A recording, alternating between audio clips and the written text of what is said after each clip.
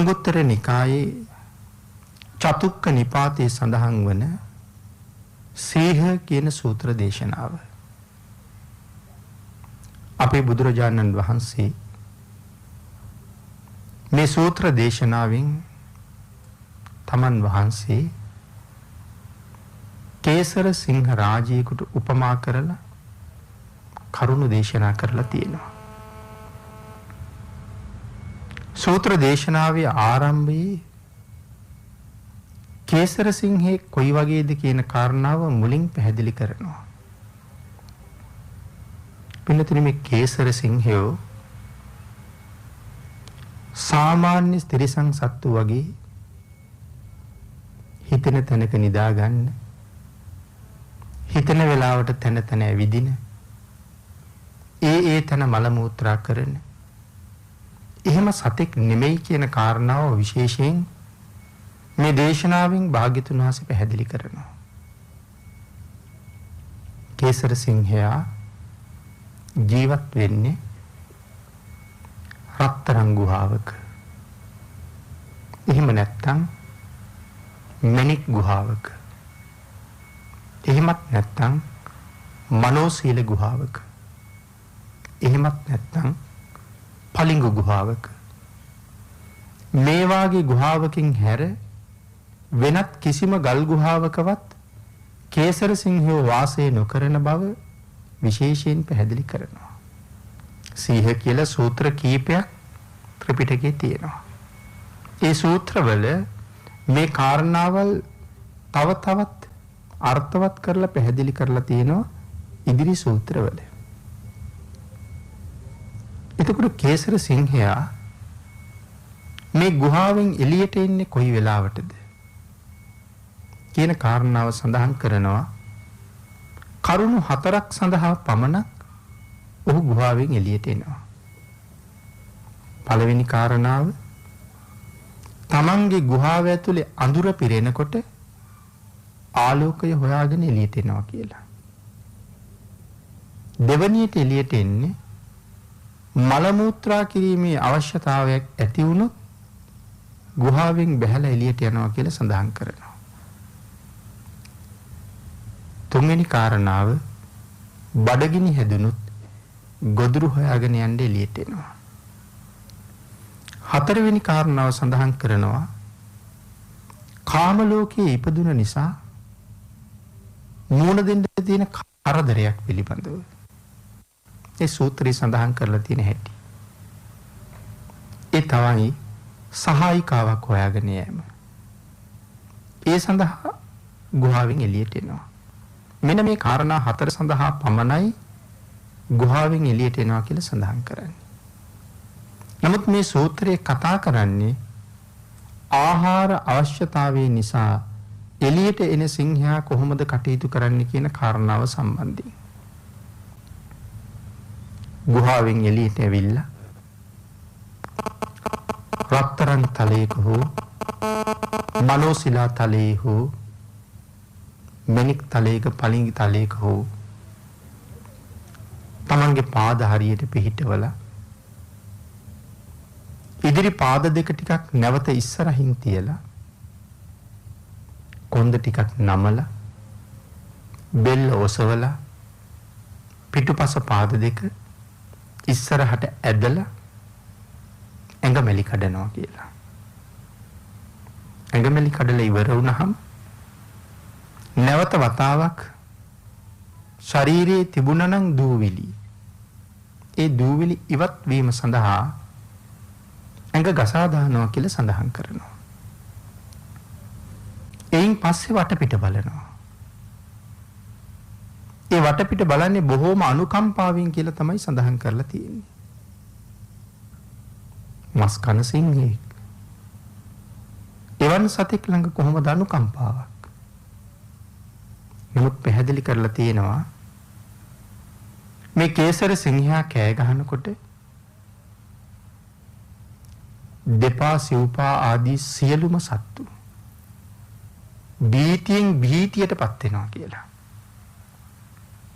කොහොමද කියලා සඳහන් කරනවා පින්නතුනි.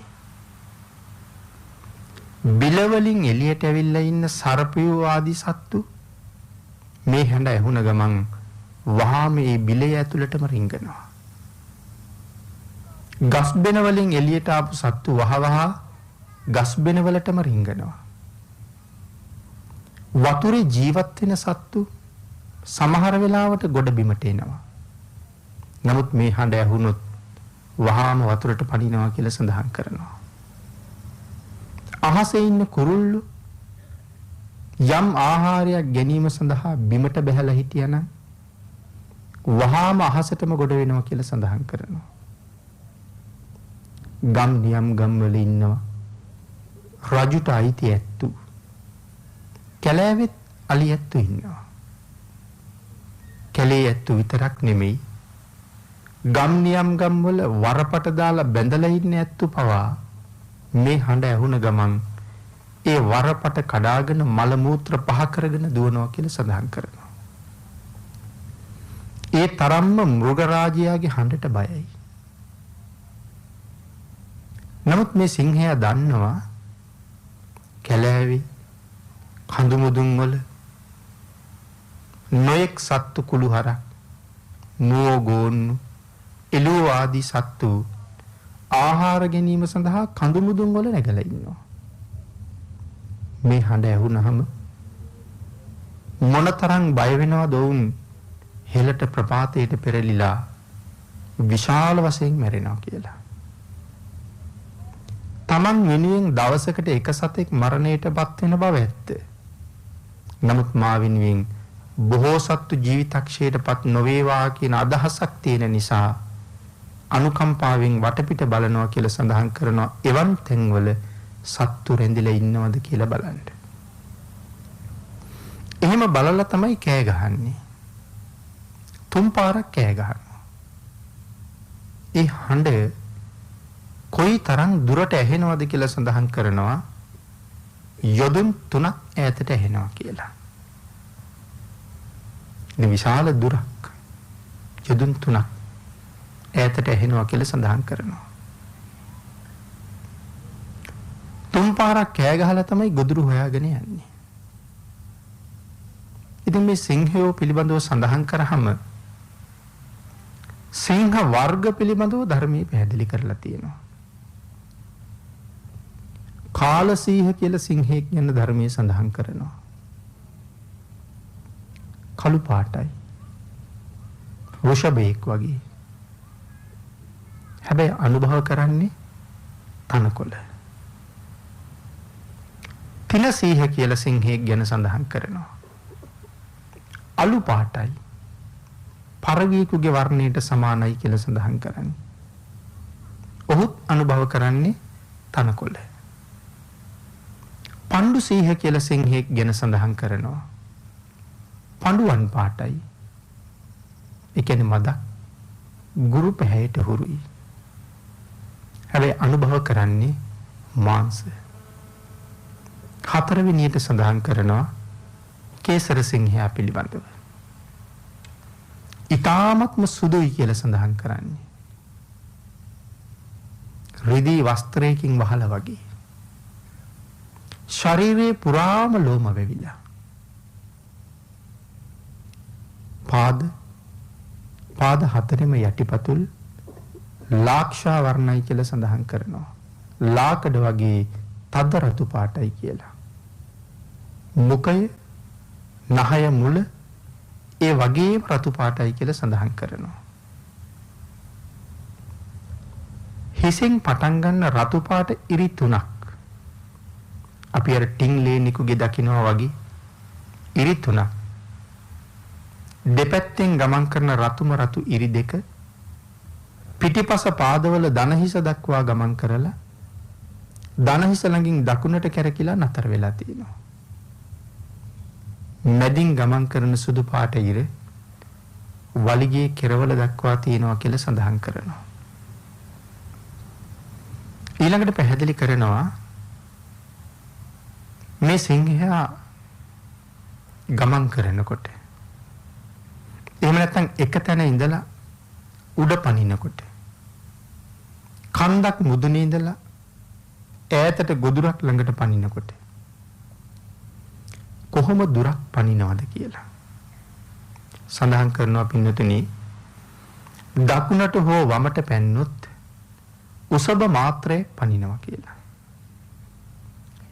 ගුහාවෙන් එළියට ඇවිල්ලා ඇඟ මෙලි කඩලා ඇඟ ගසා දාලා ලදරු වසු පැටියෙක් වගේ ටිකක් වටේට දුවනවා කියලා සඳහන් කරන්නේ. ඇඟ හිරියෙරෙන්න වගේ. හැබැයි මේ දුවනකොට ගිනි වලල්ලක් වගේ තමයි පෙනෙනවා කියන්නේ. සිංහෙක් පේන්නේ නැහැ. අපි අර ගිනි පෙනෙල්ලක් කරකවනකොට වලල්ලක් පෙනෙනවා වගේ අර රතු පාට ඉරිත් එක්ක ගිනි වලල්ලක් වගේ පේනවා විතරයි. ඒ තරම් වේගවත්. ඉතින් එහෙම රවුම් කීපයක් දුවලා පැත්තට හෝ වමට හෝ දකුණට පැන්නොත් උසබ මාත්‍රයක් පනිනවා කියලා තමයි සඳහන් කරන්නේ. ඉතින් පැහැදිලි කරලා තියෙනවා උසබ මාත්‍රයක් කියලා කියන්නේ මීටර 85ක් ඈතට පනිනවා. එහෙම නැත්නම් අඩි 280ක් දුරට පනිනවා කියලා. ඊළඟට සඳහන් කරනවා උඩ පැන්නොත් එක තැන ඉඳලා උඩ පැන්නොත් උසබ 4ක් එහෙම නැත්නම් උසබ 8ක් උඩ පනින්න පුළුවන් කියලා. මීටර වලින් සඳහන් කෙරුවොත් මීටර 642ක් අඩි වලින් සඳහන් කළොත් අඩි 1120ක් එහෙම නැත්නම් අඩි 2240ක් තරම් උසක් එක තැන ඉඳලා උඩ පනින්න පුළුවන් කියලා. නැවත පැහැදිලි කරනවා සමතලා බිමක ඉඳලා ඉදිරියට පැන්නොත් උසබ 16ක් හෝ 20ක් උඩට පනිනවා කියලා. උසබ 16ක් කියලා කියහම මීටර 1365ක්. උසබ 20ක් කියලා කිව්වොත් මීටර වලින් සඳහන් කරනවා 1700ක් විතර කියලා.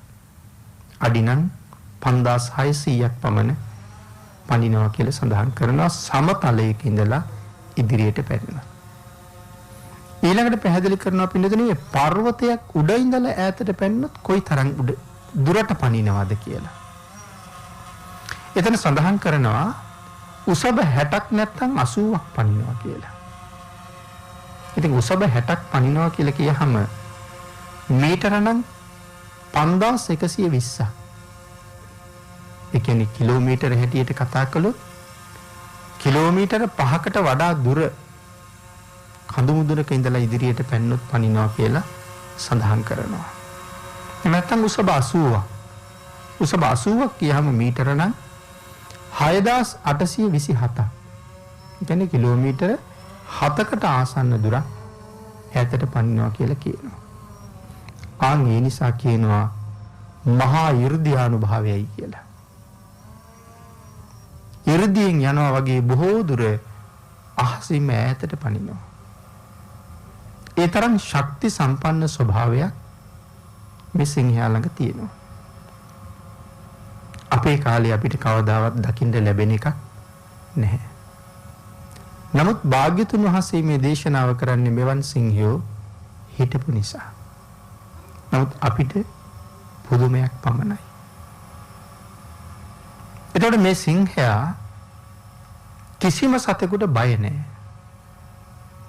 හැබැයි දෙපා, සිව්පා, බොහෝපා, ඒ වගේම පා නැති ඕනෑම සතෙක් මේ සිංහයාට බයයි. ඊළඟට ධර්මයේ විස්තර කරනවා හැබැයි මෙවන් සිංහෙකුටත් බය නැති තවත් අය ඉන්නවා කියලා. එතකොට හරි පුදුමයි. මෙවන් කෙනෙකුටවත් බය නැති අය සඳහන් කරනවා කවුද කියලා. හැබැයි ඊට කලින් පැහැදිලි කරනවා මේ සිංහයා ගොදුරු හොයාගන්නේ කොහොමද කියලා. අර ගුහාවෙන් එළියට ඇවිල්ලා වටපිට බලලා තුන් පාරක් කෑ ගහලා ගොදුර ගාවට යනවා. මේ හඬ ඇහුනහම සියලුම සත්තු බයයිනේ. හැබැයි තුන්වෙනි පාර කෑ ගහනවා ඇහුනොත් තුන්වෙනි හඬ කනට ආපු සතා සතුටු වෙන්න ඕනේ කියලා කියන්නේ. අදට මගේ ජීවිතේ බේරුණා කියලා. මොකද තුන් පාරක් කෑ ගහලා තමයි ගොදුර ගාවට යන්නේ. නමුත් කොතරම් වේගවත්ද කියන කාරණාව සඳහන් කරනවා ගොදුරු වෙන සතාට තුන්වෙනි හඬ ඇහෙන්නේ නැහැ කියලා. මොකද කැලේ ඉන්න සියලුම සත්තු දන්නේ නැහැ අද කවුරු බේරෙයිද කවුරු මැරෙයිද කියලා. මොකද ඒ හඬ ඔහුගේ කනට යන්න කලින් සිංහයා ගොදුර දැහැගෙන ඉවර කරනවා. ඒ නිසායි සඳහන් කරන්නේ තුන්වෙනි හඬ ඇහුනොත් ඒ අය සතුටු වෙනවා කියලා. දැන් අපි සමහර වෙලාවට ඔය වහින වෙලාවට අකුණු පුපුරනකොට අපි හරි බයයින්නේ. ගොරවනවට හරි බයයි. නමුත් සඳහන් කරන්නේ ගොරවන හඬ ඇහුනොත් සතුටු වෙන්න ඕනේ කියලා. අකුණ පුපුරන හඬ ඇහුනොත් සතුටු වෙන්න ඕනේ. මොකද වැදෙනවා නම් වැදෙන තැනට වැදිලා සෑහෙන වෙලාවක් ගියාට පස්සේ තමයි හඬ අපි ගාවට එන්නේ. එතකොට වෙන්න තියෙන තැනට වෙන්න තියෙන දේ වෙලා ඉවරයි. එන්න හඬ ඇහුණා නම් මට හානියක් නැහැ. ඒ වගේ තමයි මේ සිංහයාගේ හඬ තුන්වෙනි පාරටත් ඇහුණා නම් ඒ සතාට හානියක් නැහැ. අපි මතක් කළානේ යදුන් 3ක් දුවනවා කියලා. තුන් පාරක් කෑ ගහලා යදුන් 3ක් දුවනවා. එතකොට යදුන් 3ක් දුවලා මේ සිංහයාත් නතර වෙලා කන් දිහාගෙන ඉන්නවලු තමන්ගේ හඬ තමන්ගේ කනට එනකන්. ඒ තරම් වේගවත්. ඉතින් අපි ශබ්දයට වඩා වේගෙන් ගමන් කරන ගුවන් යාන වාගේ දේවල් අද දිනුවත් එක්ක නිර්මාණය කරලා තියෙනවා, අහනවා, දකිනවා. වෙනතුනි හිතන්නකෝ ඒ ගුවන් යානේ යන්නේ කිසිම බාධාවක් නැති මේ හිස් අවකාශي. නමුත් මේ සිංහයා දුවන්නේ කඳු වලින් පැනලා, කටු කැලෑ වලින් බේරිලා, මඩවල් වලින් බේරිලා එහෙම තමයි මොහු දුවන්නේ. එහෙනම් අර විදිහට නිදහසේ දීවනම් ඒ යානාවකට වඩා වේගවත් කියලා කියන්නේ බැරි කමක් නැහැ. ඒකයි අපිට මේ සිංහයා ගැන තේරෙන්නේ නැත්තේ. ඊළඟට අපි සඳහන් කළා මේ තරම් සිංහයෙකුටත් බය නැති අය කවුද ඉන්නේ කියලා. සඳහන් කරනවා සමසීහ. මේ වගේම ශක්ති සම්පන්න තවත් කේසර සිංහෙක් මේ කේසර සිංහයාගේ හඬ ඇහුණා කියලා කොහොමවත් බය වෙන්නේ නැහැ. මොකද දෙන්නම කායික ශක්තියෙන් සමානයි. සමසීහ. ඊළඟට සඳහන් කළා හප්ති අජානීයෝ. අජානීය ඇත්තු මේ සිංහයාගේ හඬ ඇහුණා කියලා බය වෙන්නේ නැහැ කියලා. ඉතින් අජානීය ඇත්තු කියලා කියන්නේ උපෝසත කුලේ, චද්දන්ත කුලේ ඇත්තුන්ට. ඊළඟට සඳහන් කරනවා අජානීය අශ්ව. අජානීය අශ්වයෝ බයත් නැහැ කියලා. නැවත සඳහන් කරනවා අජානීය වෘෂභ. අජානීය වෘෂභයා බයත් නැහැ කියනවා. වසභ, නිසභ, වෘෂභ කියලා මේ ගවයන්ගේ නායකයෝ 3 දෙනෙක් ගැන කතා කරනවා. වෘෂභ කියලා කියන්නේ සියලුම ගව ගණයාගේ නායකයාට. ආන්ගේ ගව නායකයා මේ සිංහයාගේ හඬට බය නැහැ කියලා සඳහන් කරනවා. ඒ විතරක් නෙමෙයි. පුරුෂාජානීය. අජානීය පුරුෂයොත් ඉඳලා තියෙනවා. ඒ අජානීය පුරුෂයොත් මේ කේසර සිංහයාගේ හඬට තැති ගන්නෙ නැහැ කියලා සඳහන් කරනවා. කවුද අජානීය පුරුෂය? කොහෙද අජානීය පුරුෂය උපදින්නේ? අපේ පින්නතුන්ට මතක ඇති අපි මහා සමය සූත්‍රයේ සාකච්ඡා කරන කාලේ සඳහන් කළ අජානීය පුරුෂය උපදින්නේ කපිලවස්තුවේ කියලා. ඒ කපිලවස්තු නගරේ හැදෙන්නේ එහෙමනේ. කපිල කියන ඍෂිවරයාගේ උපදෙස් මත තමයි නගරය හදාගන්නේ කැලෑවේ. ඒ ඍෂිවරයා උපදෙස් දෙනවා නගරයක් හදනවා නම් හදාගන්න හොඳම තැන මෙතන. ඒ මෙතන මැඩියෙක් උපන්නොත් නාගයෙකුටවත් බය නැහැ. මෙතන මුයි උපන්නොත් සිංහයෙකුට කොටියෙකුටවත් බය නැති තරම් ශක්තිමත්. එවනම් ඔබලා මෙතන නගරයක් හදාගත්තාම මෙතන උපදින අය ඒ තරම්ම ශක්තිමත්. ඒ නිසා අජානීයයන් උපදිනවා කපිලවස්තුවේ. මහ බෝසතාණන් වහන්සේ උපදින්නේ ඒ කපිලවස්තුවත් එක්කමයි. මොකද එහෙන් හටගත්ත එහෙන් බිහි වෙන කෙනෙක්. භාග්‍යතුන් වහන්සේත් අජානීයයි. අපේ ශාසනයේ 80 මහා ශ්‍රාවකයෝ සියලු දෙනා වහන්සේලමත් අජානීයයි කියලා කිව්වොත් පින්නතුනි වැරදි නෑ. මේ මහ රහතන් වහන්සේලාගේ කායික ශක්තිය සමහර රහතන් වහන්සේලාට 4-5 දෙනා 6-7 දෙනාගේ ශක්තිය තිබිලා තියෙන්නේ. ඒ නිසා අජානීයයි. අඟුලිමාලාදී මහ රහතන් වහන්සේලා ඇත්තු ගණනාවක ශක්තිය දරනවා. සඳහන් කරනවා හිමාලයේ හිටපු කාලේ අඟුලිමාල නම් වූ මිනිමරුවෙක් ඇටියට හිටපු කාලේ ගහක් උඩට ගොඩ වෙලා එහෙම නැත්නම් මහ පර්වතයක් උඩට නැගලා සතපුම් 4-5 ඈත වතුර කඩවල් ළඟ ආහාර ගන්න මුව ගෝන්නු දිහා බලලා ගැබ්බර නැති මහලු නැති ලපටි නැති සතෙක් තරුණ මුවෙක් තරුණ ගෝණෙක් තෝරගෙන මේ කන්ද උඩ ඉඳලා කෑ ගහනවා කියලා. ඒ හඬ කොයිතරම්ද අර සතපුම් ගානක් ඉන්න සත්තු වහාම කැලෑවට දුවනවා. අංගි දුවනකොට Taman තෝරගත්ත සතා අරමුණු කරලා කන්දෙන් නැත්තම් ගහෙන් බිමට පැනලා ඔහු වනයේට ඇතුල් වෙන්න කලින් පාද දෙකෙන් ඇදලා පොළවේ ගහනවා කියලා සඳහන් කරනවා. ඒ තරම් වේගවත් ගමනක්. මිනිස්සු අතරින් පැනලා දීවත් අපි සමහර විට පෑගුණා පමණයි කාටද පෑගුණේ කියන කාරණාවක් දකින්න බෑ.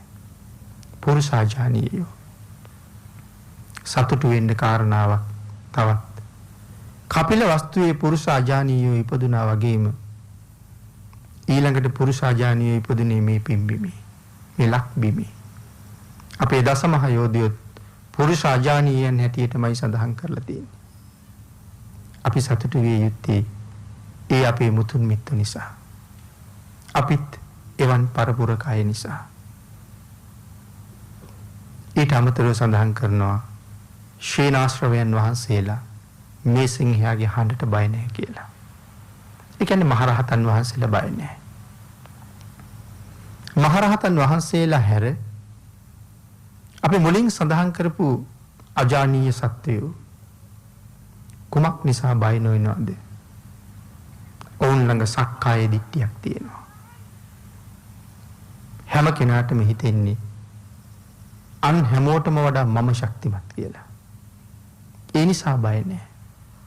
හැබැයි මහරහතන් වහන්සේට මේ කය පිළිබඳව ඇල්මක් නැහැ. මරණය පිළිබඳව බයක් නැහැ. ඒ නිසා රහතන් වහන්සේ බය නැහැ. තණ්හාය ජායති සෝකෝ තණ්හාය ජායති භයං. තණ්හාව නැති කරපු මහරහතන් වහන්සේට ශෝකයත් බයත් දෙකම නැහැ. ඊට අමතරවත් සඳහන් කරනවා අනාගාමීන් වහන්සේ බයත් නැහැ කියලා. ඉතින් මේ සිංහයාට මෙවන් අය බය නැහැ කියලා සඳහන් කරනවා. ඊළඟට පින්නතුනි සඳහන් කරනවා මේ සිංහයා මේ තරම් ශක්තිමත්. කායික ශක්තිය එහෙමයි. ඒ කායික ශක්තියෙන් හැම කෙනෙක්ම අභිභවනය කරනවා. මේ සිංහයාත් එක්ක අපේ බුදුරජාණන් වහන්සේ කොහොමද සමාන කරන්නේ කියලා. විශේෂයෙන් සඳහන් කළ යුතු කාරණාවක් තියෙනවා. දැන් මේ සූත්‍රයේ බුදුරජාණන් වහන්සේ තමන් වහන්සේව සිංහයෙකුට උපමා කළා. අංගුත්තර නිකායේ පංචක නිපාතයේ සහ දසක නිපාතයේ සූත්‍ර වලත් සමහර වෙලාවට ඒ සූත්‍රවලත් භාග්‍යතුන් වහන්සේ තමන් වහන්සේ සිංහෙක් හැටියටම උපමා කරලා තියෙනවා. පංචක නිපාතයේ සහ දසක නිපාතයේ තියෙන සූත්‍රවල. මජ්ක්‍ධිම නිකායේ එක තැනක භාග්‍යතුන් වහන්සේ තමන් වහන්සේ ඊටාම දක්ෂ ශල්‍ය වෛද්‍යවරයෙක් කියලා හඳුන්වලා දෙනවා. ඒ වගේම මජ්ක්‍ධිම නිකායේ සුණක්කත ආදී සූත්‍රවලත් භාග්‍යතුන් වහන්සේ විදිහටම උපමා කරනවා. තමන් වෛද්‍යවරයෙක් හැටියට. අංගුත්තර අට්ඨක නිපාතේ සූත්‍රයක බුදුරජාණන් වහන්සේ තමන් උසස් බ්‍රාහ්මණයෙක් හැටියට හඳුන්වලා දෙනවා. සංයුක්ත නිකායේ සූත්‍රයක තමන් වහන්සේ අති දක්ෂ මාර්ගෝපදේශකයෙක් හැටියට තමන් වහන්සේව හඳුන්වලා තියෙනවා. සේල සූත්‍රයෙන් තමන් වහන්සේ මහ රජෙක් හැටියට මේ සූත්‍රයෙන් කේසර සිංහ රාජෙක් හැටියට භාග්‍යතුන් වහන්සේ හඳුන්වලා තියෙනවා. එහෙමනම් අපි ඊළඟට සාකච්ඡා කළ යුත්තේ අපේ භාග්‍යතුන් වහන්සේ මේ සිංහ රජුට සමාන වෙන්නේ කොහොමද? සිංහ රජු රන් ගුහාවේ වාසය කරනවා. එහෙම නැත්නම් මෙනික් ගුහාවක, එහෙමත් නැත්නම් මනෝසිලා ගුහාවක, පලිඟු ගුහාවක වාසය කරනවා. සිංහයාගේ ඒ වාසය කිරීමත් භාග්‍යතුන් වහන්සේගේ වාසය කිරීමත් කොහොම ගැලපෙනවද? සිංහ සූත්‍රයෙන් සඳහන් කරනවා ලෞතර සම්මා සම්බුද්ධත්වයට කලින් මනුස්ස ලෝකේ ජීවත් වුණ අන්තිම ආත්මෙන් පස්සේ තුසිත කියන දිව්‍ය ලෝකේ ඉපදිලා අවුරුදු 57 කෝටි 60 ලක්ෂයක් දෙවි රජෙක් හැටියට දිව්‍ය ආයුෂයේ භුක්ති විඳලා සුදුසු කාලේ පංච මහා විලෝකණය කරලා මේ විශ්වයේ එදා මෙදා තුර පහළ වෙච්ච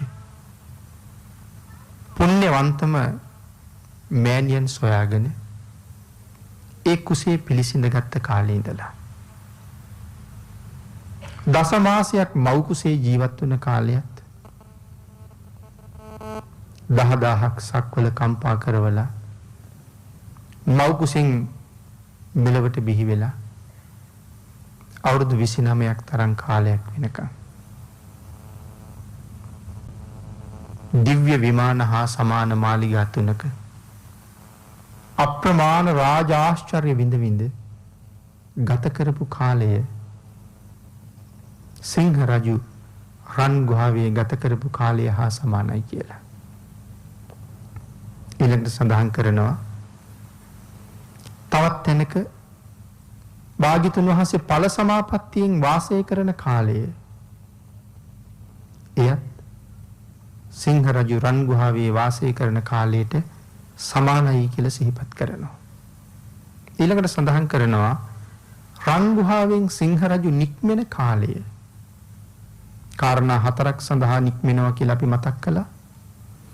ඒකට කොහොමද භාග්‍යතුන් වහන්සේගේ චර්යාව සංසන්දනය කළේ? සිහිපත් කළා ගිහි සැප ගැන කලකිරිලා. අවුරුදු 29ක් ආයු වළඳලා. අවුරුදු 29 දී තීරණය කළා මේ විඳින සැපය තුල කිසිම සැපයක් නැහැ කියලා. මේ කාම සැපය තුල කිසිම සැපයක් නැහැ. අපේ බුදුරජාණන් වහන්සේ මාගන්ධිය බ්‍රාහ්මණයටත් ওই කාරණාව විස්තර කළා. මාගන්ධිය මේ පංචකාමයේ විඳපු මිනිසුන් අතර මම තරම් පංචකාමයේ විඳපු කවුරුවත් නැහැ. නමුත් ඒ පංචකාමයේ තුල කිසිම සැපයක් සතුටක් ස්ථිරව නැති බව අවබෝධ වෙච්ච දවසේ ඒ මාලිගාවේ තිබිච්ච කාම සැපය අලුයම හෙළු කෙලපිඩක්සේ මං අයින් කළා. ඒ පංචකාමයේ දුකක්මයි.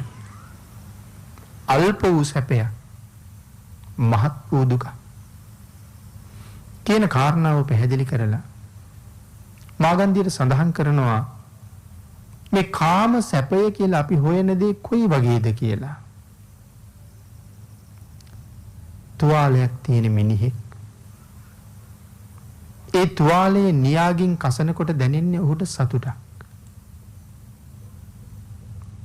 මිනිස්සු රෑ දවල් දුක් විඳලා අවුවේ බිමේ මහන්සි වෙලා රැකී ආරක්ෂා කරලා ධනය උපයලා පංචකාමෙන් සතුටු වෙනවා. කෑම කාලා නටලා ගයලා මේ ලබන සතුට භාග්‍යතුන් වහන්සේ දැක්කේ තුවාලයක් වටේට නියාගින් කහනකොට දැනෙනවා වාගේ සැපයක් වෙනුවෙන් තමයි මේ මිනිස්සු මේ මෙච්චර දුක් විඳින්නේ කියලා. ඒ පංචකාමයේ දැකපු හැටි. මාගන්දී ඒ මාලිගාවෙන් ඇවිල්ලා විවේකයෙන් උපන් ධාන සුවය මං හොයාගත්ත ප්‍රථම ධාන සුවය. ඒ ප්‍රථම ධාන සුවය දිව්‍ය ලෝක සුවයට වඩා උතුම්. ප්‍රථම ධාන සුවය දිව්‍ය ලෝක සුවයට වඩා උතුම් නම් ඉදිරියට තියෙන ධානයන්ගේ සැපය කොහොමද කියන කාරණාව අපිට කොහොමවත් තේරෙන්නේ නැහැ. එහෙනම් ගිහි සැප ගැන කලකිරිලා චන්න අමාත්‍යත් එකතු කරගෙන 18 රියන් දිග සුදු කන්තක අශ්වරාජයාගේ පිටපතින් දෙවියන් විසින් ඇරලා දුන්න දොරටුවෙන් දෙවියන් පෙරටු කරගෙන එක රාත්‍රියකින් රාජ්‍යන් 3ක් පහු කරලා අනෝමා නදී තීරේ ගටිකාර මහා බ්‍රහ්මයා ගෙනල්ලා දුන්නේ අෂ්ට පරිස්කාරයෙන් සැරසිලා අනුපිය අඹමණේට වැඩම කරලා දවස් 7ක් විතර විවේක සුවයෙන් ඉඳලා බිම්බිසාර මහරජුරුවන්ගේ රාජ්‍යයට වැඩම කරලා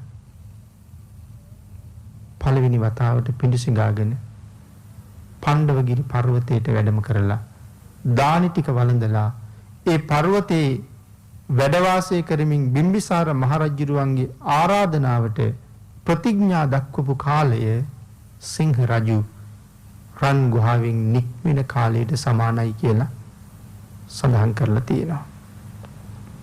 බිම්බිසාර මහරජුරුවන්ට ප්‍රතිඥා දුන්න කාලය කියලා සඳහන් කරාම රජුරුවන්ට ප්‍රතිඥා දුන්නේ රජුරුව තමන්ගේ රාජ්‍ය බෝසතාණන් වහන්සේට පිළිගැන්වුවා. මහරජී යුද්ධ කරලවත් තමන්ගේ රාජ්‍ය දෙන්නේ නැහැ. නමුත් මහ බෝසතාණන් වහන්සේගේ දාන පාරමිතාව කොපමණද? බිම්බිසාර මහරජුරුව තමන්ගේ මුළු රාජ්‍යම බෝසතාණන් වහන්සේට පූජා කළා යුද්ධයක් නැතුව. ඒකයි පූජා කළා කියලා සඳහන් කළේ. නමුත් සිහිපත් කළා මහරජා සක්විති රාජ්‍ය අතහැරලා යන්නේ ලෞතර බුද්ධ රාජ්‍ය හොයාගෙන. ඔබේ රාජ්‍ය ඔබම පාලනය කරන්න. බිම්බිසාර මහරජුරුව එතන ඉඳලා නැවත රජෙක් බවට පත් වෙන්නේ බෝසතාණන් වහන්සේගේ අත්හැරීම නිසාමයි. එහෙම නැත්නම් ඒ වෙනකොටත් රාජ්‍ය පවරලා ඉවරයි. නමුත් රජුගේ ඉල්ලීමක් කළා ස්වාමීනි ඔබ වහන්සේ හොයන ලෞතර බුදු බව ලබාගත් දවසට මුලින්ම මගේ රාජ්‍යයට වඩින්න කියලා. ඒ ආරාධනාවට භාග්‍යතුන් වහන්සේ එදා බෝසතාණන් වහන්සේ එකඟ වුණා.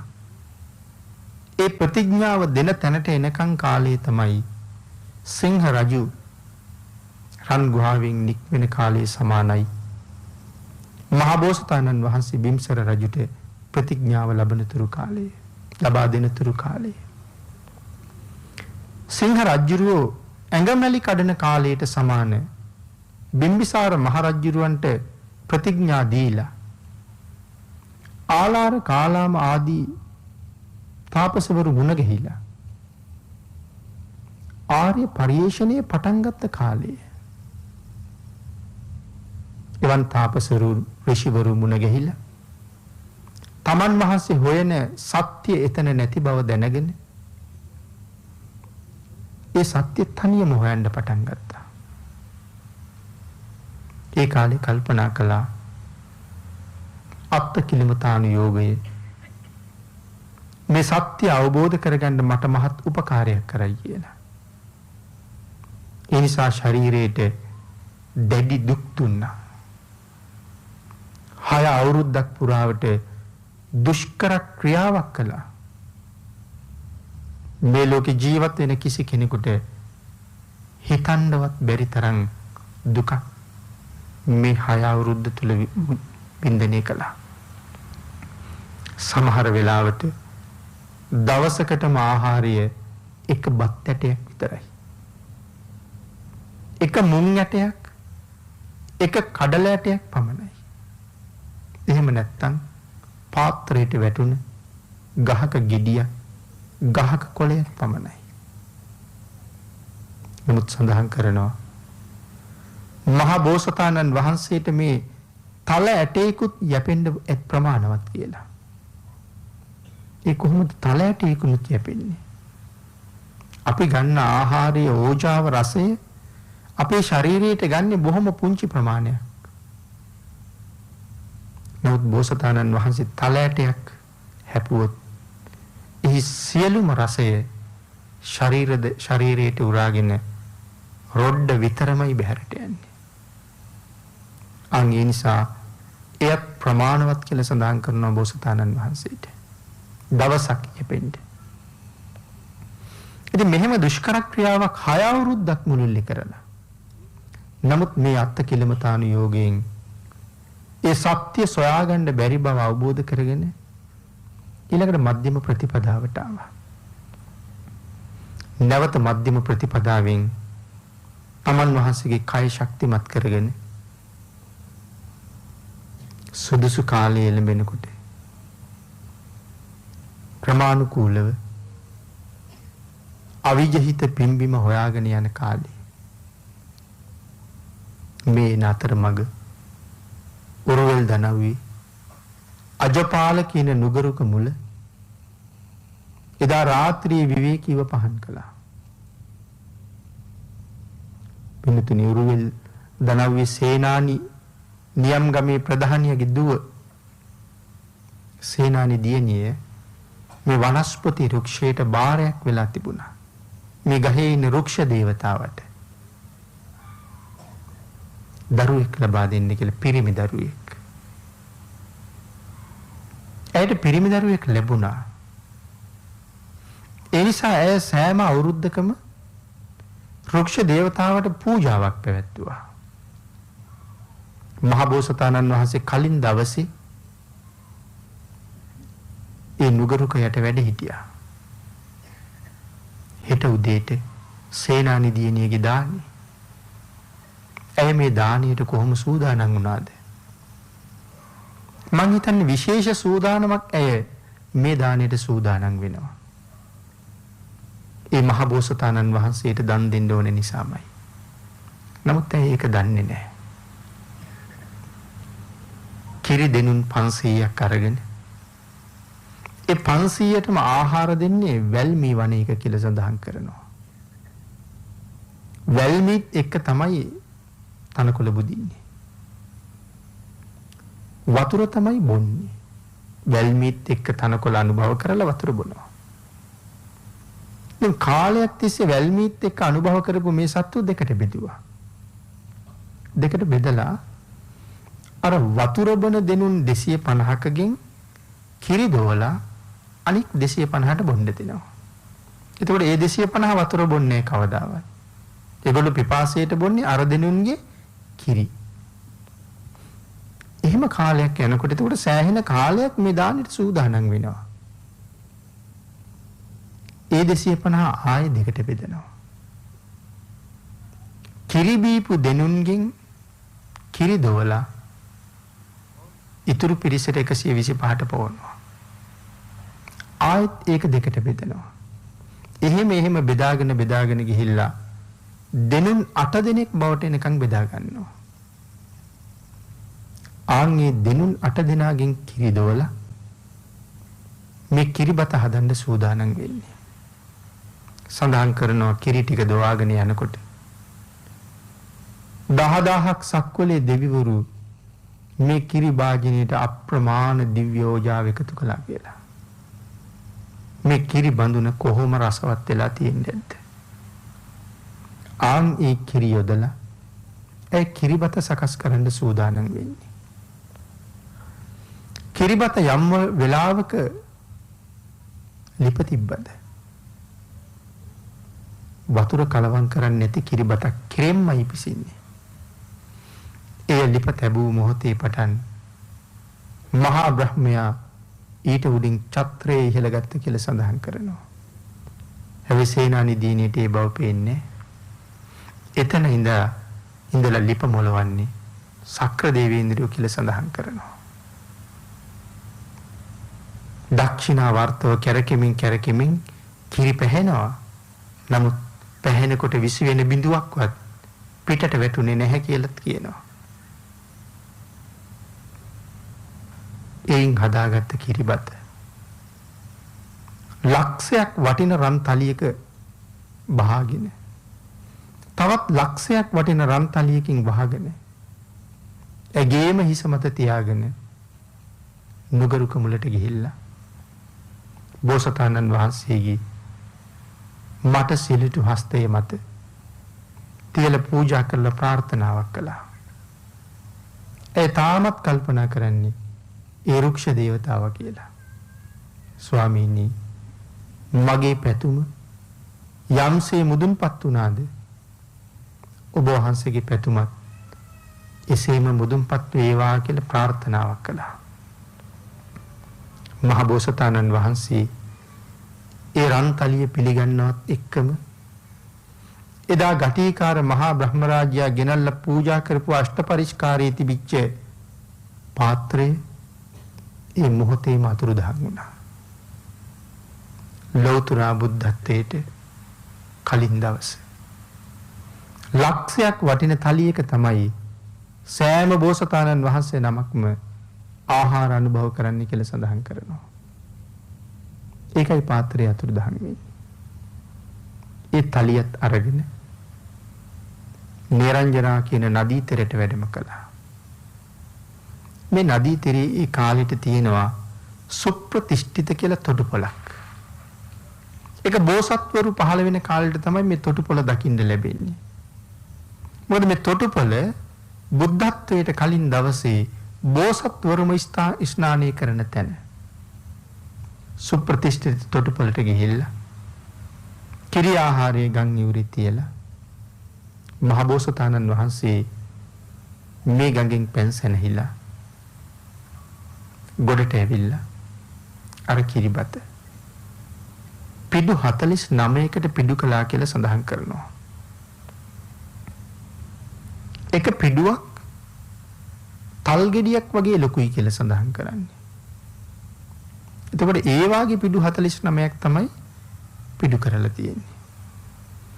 ඉතින් මේ කිරි ආහාරය පිඩු කරන කාලයට එනකන් කාලයේ සමානයි සිංහ රජු ඇඟමැලි කඩන කාලය කියලා සඳහන් කරනවා.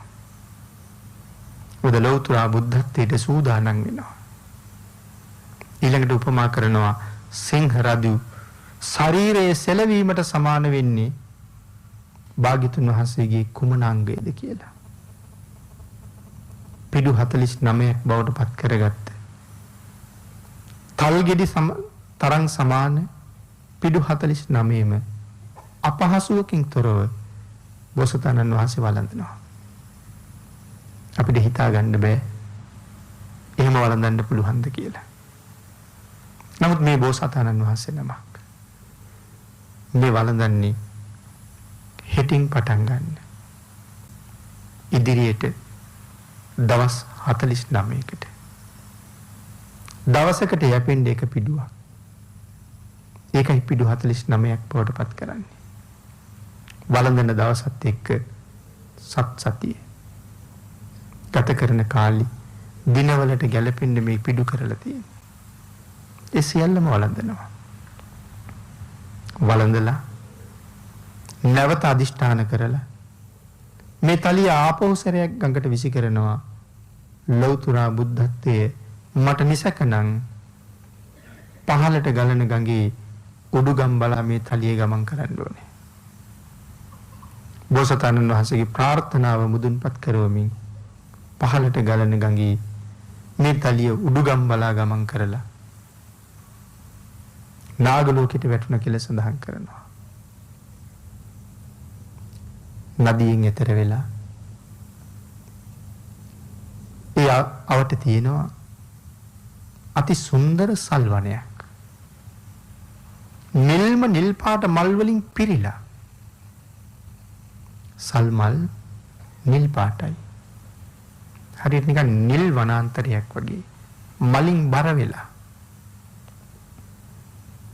මහබෝසතාණන් වහන්සේ මේ සල් වනයේ විවේක අරගෙන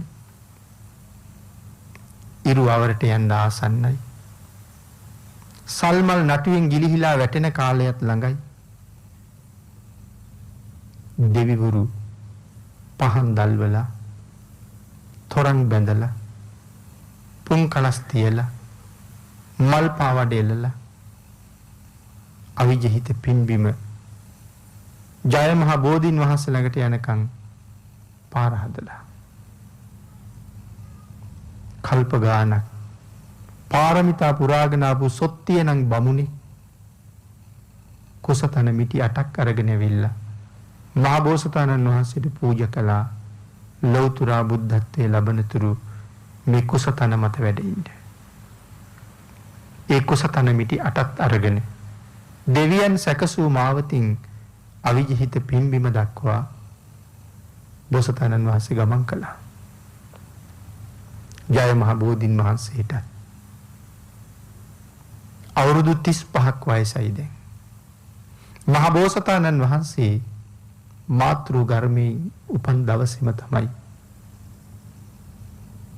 ගයාවේ බෝධි මණ්ඩලයේ මේ බෝධීන් වහන්සේ පැන නගින්නේ.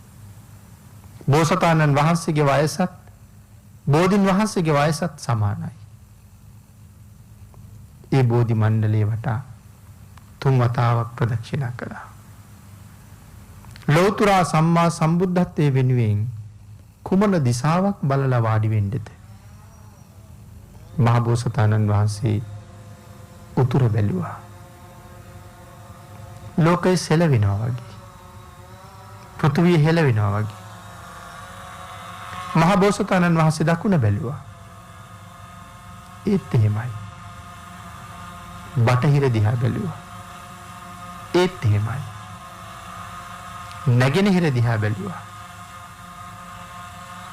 ලෝකයේ සෙලවීමක් නැහැ. ස්ථිරයි පෙරසීමයි.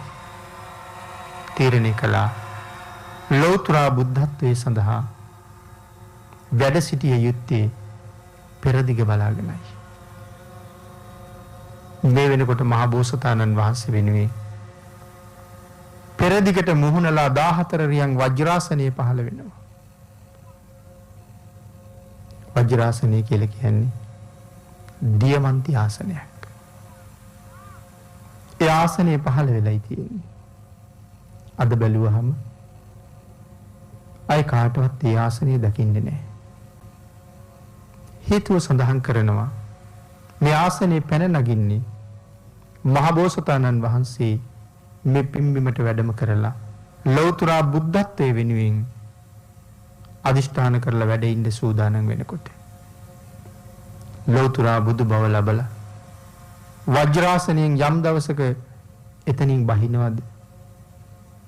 ඒ වජ්‍රාසනයේ නැවත මහ පොළොව තුලට කිනවනවා.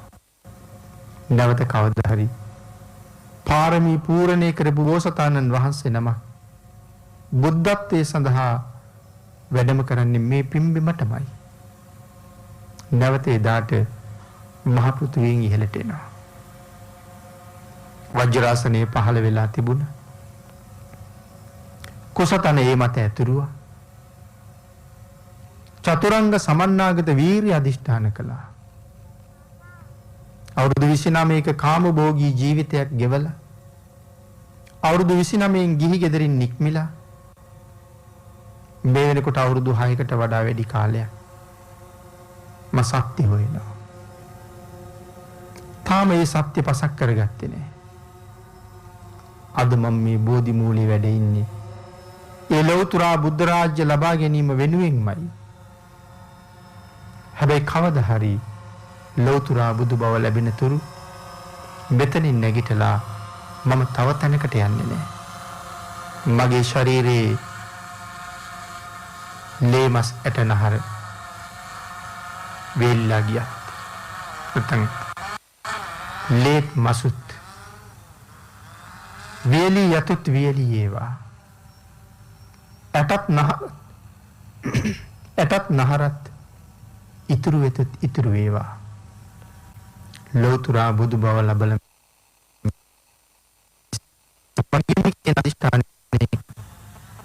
පල්ලංකේ මත වාඩි වෙන්නේ. සක්‍ර දේවේන්ද්‍රයන් වහන්සේ මේ අදිෂ්ඨානයෙන් ප්‍රීතියෙන් ප්‍රීතියටපත් වෙලා ජයතුරා සංකය අරගෙන රියන් 100 ගානක් දිගයි. මේ වෙලාවේ සියලුම දෙවියන්ට හෙන්න පිඹින වෙලාව. මහා බ්‍රහ්ම රාජයා උතුම් වූ ඡත්‍රයක් අරගෙන ඇවිල්ලා බෝසතාණන් වහන්සේගේ හිසට ඉහළින් දරන වෙලාව. සඳහන් කරනවා පංචසික නම් ගාන්ධර පුත්‍රයා යොදුන් 3ක් විතර දිග තමන්ගේ වීණාව අරගෙන සක්වලට ඇහෙන්න වාදනය කරන වෙලාව. අප්‍රමාණ දෙවියන්ගේ ප්‍රීති ഘോഷා නැගෙන වෙලාව. මේ වෙලාවේ මාරදිව්‍ය පුත්‍රයා දස දහසක් සක්වලින් දෙවි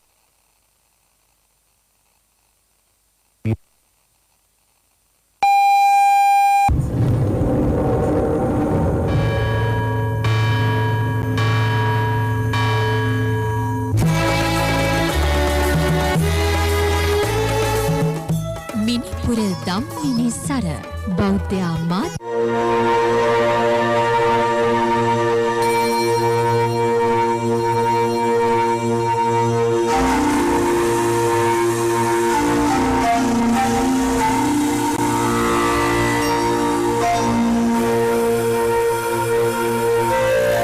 බිම්බරක් කියලා කියන්නේ මේ පොළව යම්සේ බරයිද ඒ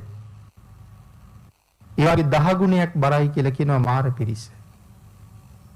ධර්ම මාර පිරිසක්. හැම පැත්තෙම කෑ ගහගෙන ඉනවා. ඔවුන්ගේ කෑ ගැහිීමේ හඬ කොපමණද කියලා සඳහන් කරනවා. මහ පෘථුවිය බිඳුණා නම් මහ පෘථුවිය පැලුණා නම් ගව් ගානක් පැලෙනවා කියලා. ඒ තරම් හඬ. නමුත් මේ හඬට බයි සියලුම දෙවිවරු දිව්‍ය ලෝකවලටම ගමන් කළා. සක්‍ර දේවේන්ද්‍රයන් ජයතුරා සංකය අරගෙන සක්වල මුදුනට ගොඩ වුණා කියලා සඳහන් කරන්නේ. මහ බඹු සක්වල මුව විට ඡත්‍රය දාලා බඹලොවටම ගියා කියලා සඳහන් කරනවා. කිසිම දෙවියෙක් කිසිම බ්‍රහ්මයෙක් බෝසතාණන් වහන්සේ ළඟ නැහැ. වසවර්ති මාරයා ලං වෙලා බෝසතාණන් වහන්සේට කරදර කරන්න කියලා හිතාගෙන වැසි 9ක් වැස්සෙව්වා. ආයුධ වැසි, ගිනි අඟුරු වෙහි, වැලි වරුසා, මඩ වරුසා, පර්වත වරුසා, සර්ප වරුසා, උණුවලු වරුසා මේ වගේ වරුසා 9ක් වැස්සෙව්වා. මහා ගණන්ධකාරයක් මවල බෝසතාණන් වහන්සේ අරමුණු කරලා එල්ල කළා. නමුත් සඳහන් කරනවා මුලින් වස්සපු වෙහි හැම එකක්ම මහ බෝසතාණන් වහන්සේ ළඟ මල් බවට පත් වුණා. මේ අන්ධකාරයේ චතුරංග සමන්නාගත අන්ධකාරයේ තරම් දරුණුයි. නමුත් සූර්ය දිව්‍ය රාජයා දැක්කහම අඳුර තිබුණ තැනක් හොයාගන්න බැරුව පලා යනවා වගේ මහ බෝසතාණන් වහන්සේගේ තේජසින් මේ මහා අඳුර නිමිල ගියා නැති වෙලා ගියා කියලා සඳහන් කරනවා. මාර දිව්‍ය පුත්‍රයාට බොහොම කේන්ති. මහ බෝසතාණන් වහන්සේට කතා කරලා කියනවා සිද්ධාර්ථ ඔය ආසනේ උඹේ නෙමෙයි. සිද්ධාර්ථ ඔය ආසනේ මගේ.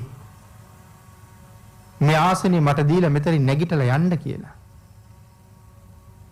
බෝසතාණන් වහන්සේ කියනවා වසවර්තිය මේ ආසනේ වෙනුවෙන් ඔබ පාරමිතා පිරුවේ නැහැ. මේ ආසනේ වෙනුවෙන් ඔබ පංච මහා දාන දුන්නේ නැහැ. මේ ආසනේ වෙනුවෙන් බුද්ධ කෘත්‍යයන් සම්පූර්ණ කරන්න කටයුතු කළේ නැහැ. මොන හේතුව නිසා මේ වජ්‍රාසනයට අයිතිවාසිකම් කියන්න හදනවද කියලා.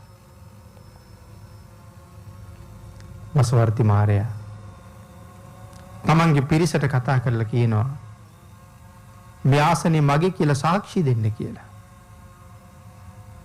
ඒ වෙලාවේ මාර පිරිසගේ හඬ මුලින් සඳහන් කළා වගේ මහ පොළොව ගව් ගානක් පැලෙන්න තරම් හඬක්. එහෙම කියලා අහනවා සිද්ධාර්ථ. ඔබට තියෙනවද සාක්ෂි? මීට කලින් වැහි 9කින් බෝසතාණන් වහන්සේට හානි කරන්න බැරි වෙච්ච හින්දා තමන් ළඟ තියෙනවා චක්‍රායුධය. ලෝකයේ දරුණුතම ආයුධ 4න් එකක් තියෙන මාරදිවි පුත්‍රයා ළඟ. කොයි තරම් දරුණුද කියලා සඳහන් කරනවා. මහමෙරට දාලා ගැහුවොත් උණදල්ලක් කැපුවා වගේ මහමෙර කපාගෙන ගමන් කරනවා කියලා. ඒ තරම්ම දරුණු ඊ ආයුධය. ඉතින් බැරි තැන මේ ආයුධෙනුත් දාලා ගැහුවා. මහමෙරට ගැහුවත් උණදල්ලක් තරම් කපලා හෙලන මේ ආයුධේ මහබෝසතාණන් වහන්සේගේ සිරසට උඩින් ඡත්‍රයක් වෙලා පිහිටියා කියලා සඳහන් කරනවා. නිකම්ම නෙමේ මල් වැල්ද දරාගෙන. ඉතින් මේක දැකපුවාම මාරයාගේ කේන්තිය නිම්හිම් නෑ. ආසනෙත් මට අයිති නෑ කියලා කියනවා. මාර පිරිසට කතා කරලා කියනවා බල මොකටද බලාගෙන ඉන්නේ? මේ සිද්ධාර්ථයන් මෙතනින් ඉවත් කරපල්ලා. පැනලා දුවන්න දෙන්න එපා කියලා. වජ්‍රාසනයේ සාක්ෂි අහනකොට මහබෝසතාණන් වහන්සේ සඳහන් කළේ මාරේ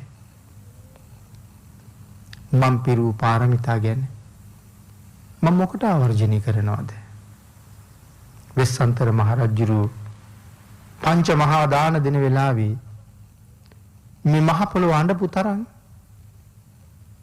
මහ පොළොවට දකුණු ශ්‍රී හස්තය දිගු කරලා ඒ වෙලාවේ සඳහන් කළේ මහ පෘථුවියේ එදා 10000ක් සක්වලවල් කම්පා කරව වෙවුලපු මහ පොළොව අද සාක්ෂි කියන්නේ නැද්ද? මාරයට මෙච්චර පිරිසක් ඉන්නවා. මගේ අම්මා තාත්තා දෙන්නම ළඟ නැහැ. මගේ කියලා ඥාතියෙක් මේ වෙලාවේ ළඟ නැහැ. මගේ කියලා සහෝදරයෙක් මේ වෙලාවේ ළඟ නැහැ. මගේ ආරක්ෂාවට කිසි කෙනෙක් නැහැ. ඉතින් මම මේ ආසනයේ උරුමකාරය කියලා සාක්ෂි කියන්නේ නැද්ද?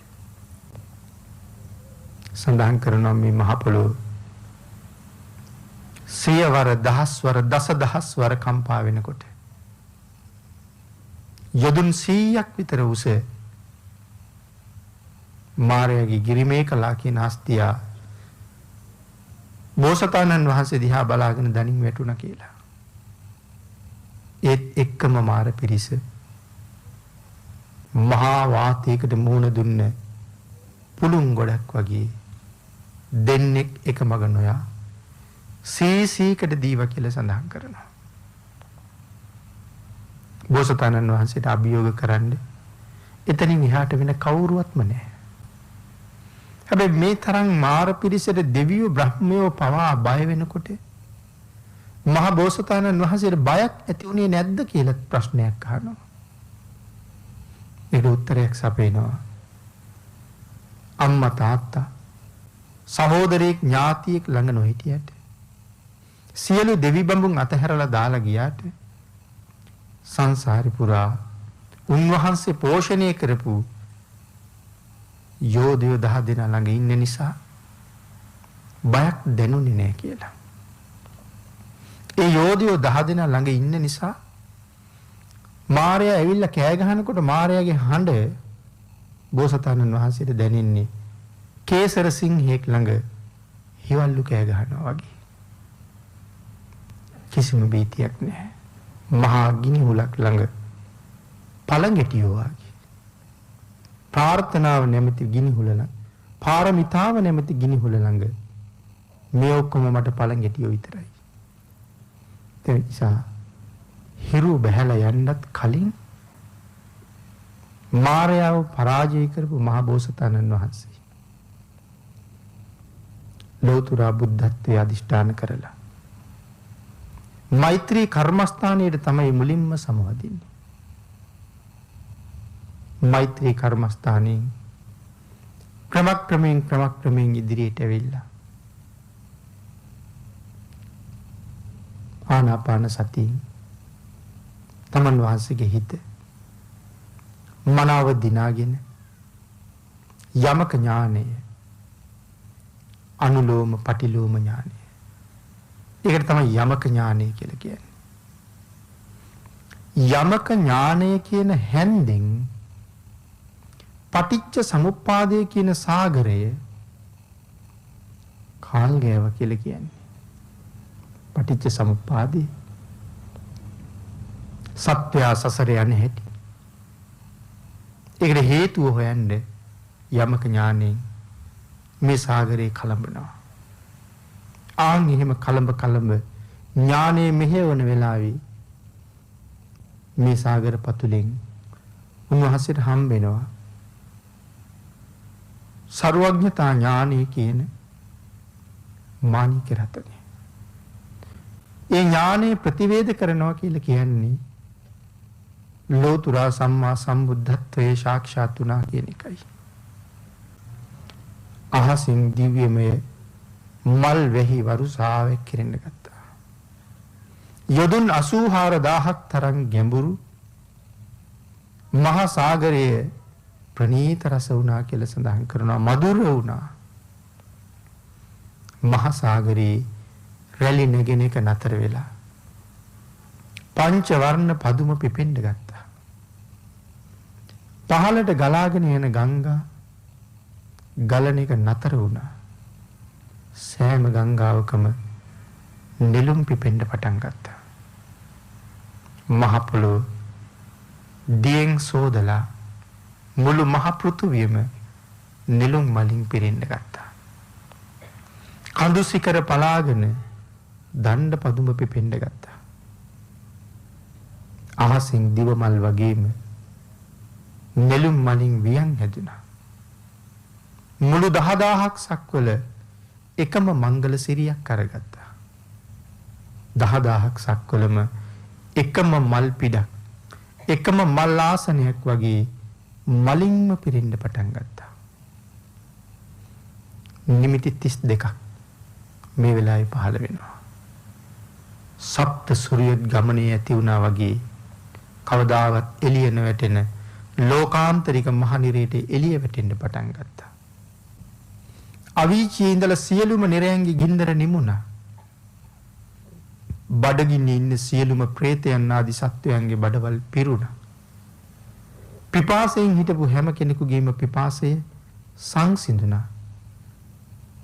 මහා කල්ප අසංඛ්‍ය 4යි ලක්ෂ එකක් සංසාරි පාරමිතා පුරපු මහබෝසතාණන් වහන්සේ ලෝතුරා බුද්ධත්වයේ සාක්ෂාත් කරගත්තා.